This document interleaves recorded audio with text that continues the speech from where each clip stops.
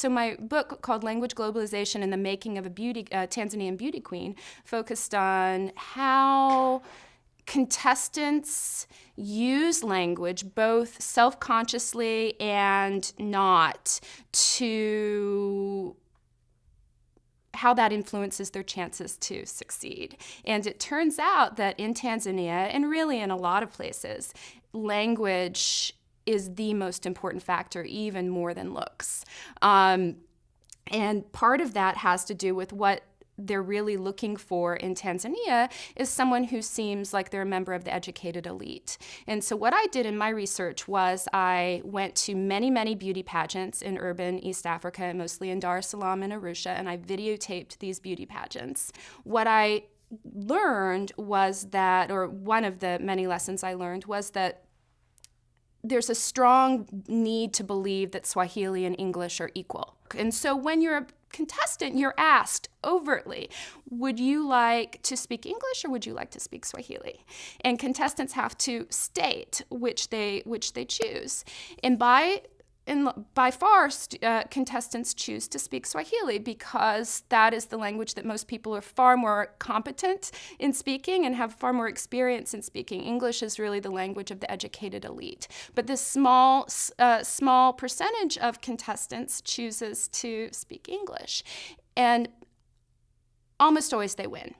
As we all know, English is, in many ways of looking at it, the world language.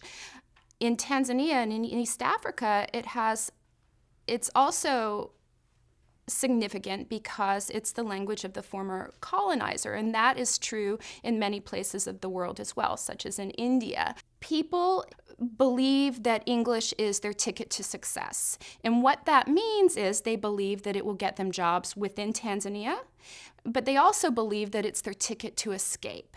And education is learning English, but the problem is that the education, first of all, doesn't deliver that English, that the teachers don't really know a robust variety of English. They haven't themselves had access to it. So when students get to secondary school, to high school, where English is the medium of instruction, every class is taught in English. Up till then, every class was taught in Swahili, and then abruptly it switches to English.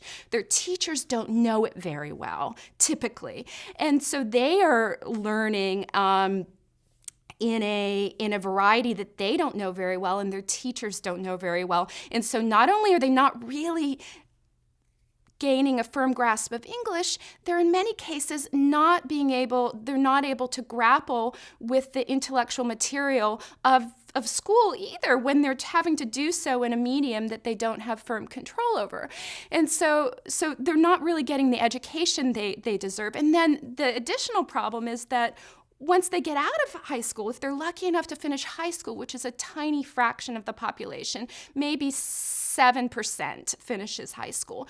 They finish high school, there aren't jobs. And so they have this English or some variety of English that isn't even the robust English that employers are seeking. But then there aren't even the jobs that this entire education has been built around. And so they often find themselves underemployed, going back to the farm. So there's a wide structural situation that this desire for English is inserted into but doesn't fix.